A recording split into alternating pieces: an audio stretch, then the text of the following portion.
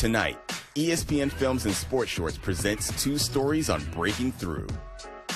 First, it was in 1896 when Marshal Major Taylor rode in the six-day cycling race at Madison Square Garden, which set the stage for Taylor's rise to become the first African-American world champion. As the only African-American in the six-day race at Madison Square Garden, Marshal Major Taylor faced inconceivable physical and mental challenges. But the race did not end there. The more than 17,000 laps that Taylor rode continue to have an impact. This is the six-day race.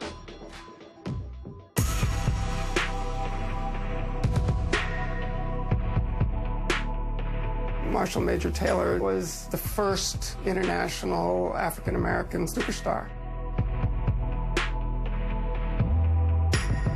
He did more than cross the color barrier. He was the absolute best in his sport.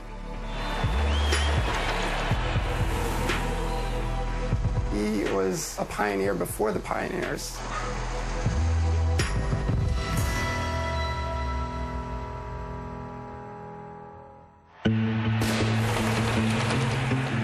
The story starts with the six-day race in Madison Square Garden to go from being an amateur cyclist into the world of professional cycling.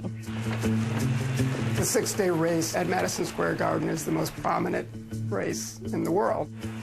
It was an endurance event. How far could they cycle in 6 days? You could rest, but if you did rest, others were cycling. You are speeding around the track at 40 miles an hour, which in those days was faster than an automobile. Keep riding, whatever it takes. It's absolutely about how much willpower you have to give to that.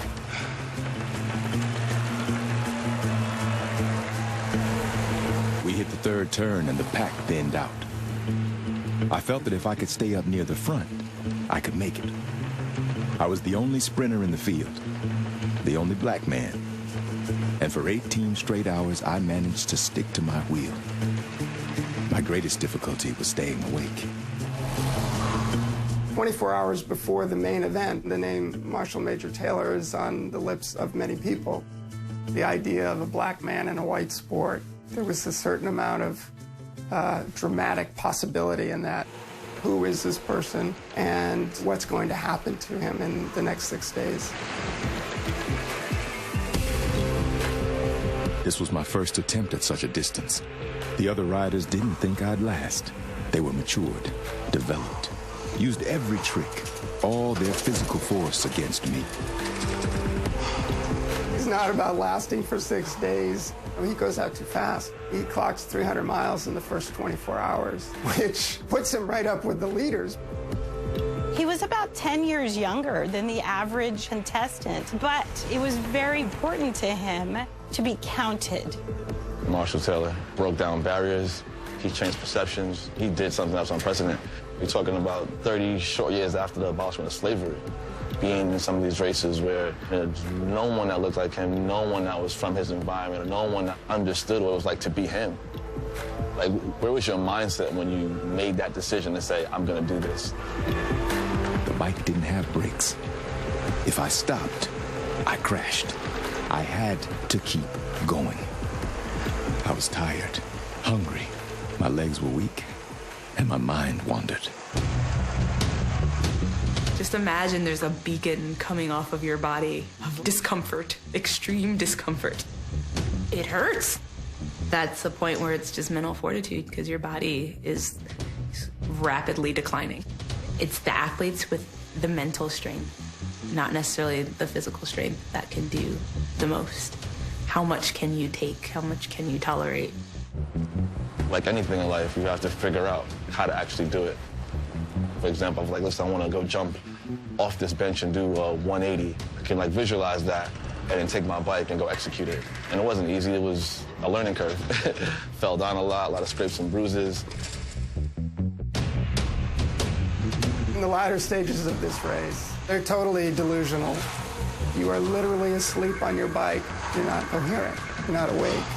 He had that motivation. I just want to finish. I finally earned my right to be here. I want to see what I can do.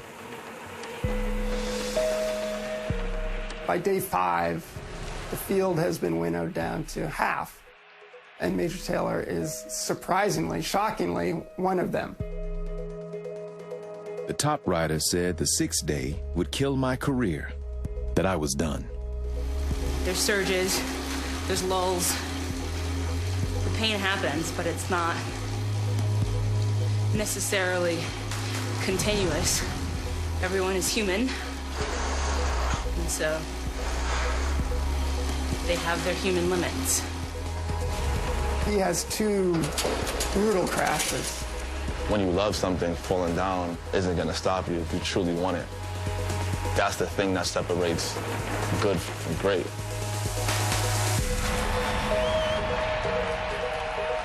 Marshal Major Taylor completed over 17,000 laps, which is roughly the distance between New York and Houston.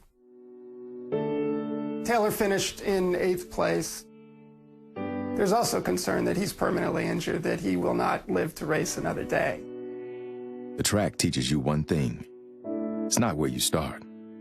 It's where you finish.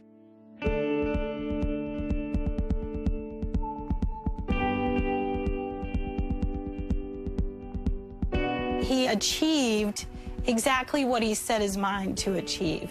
People accepted him finally for what he could do. Someone of his stature is at least known in the African-American cycling community. There are Major Taylor clubs all around the country. I'm very inspired by what I see. My goal is to become the first ever African-American female professional road cyclist. So that barrier's crushed, that's not a thing anymore. And the next person can swoop in and do something even more awesome. I want to smash through glass ceilings similar to Mr. Marshall Taylor. And that's the thing that inspires me. It's like, okay, cool, how can I take this bike riding thing of mine so much further? Everybody from the cyclists who are racing under his name to the amateur teams that are out there, I mean, we're all sort of taking a little shovel of dirt off that story that had been buried for so long and bringing it to light. In a word, I was a pioneer, and therefore had to blaze my own trail.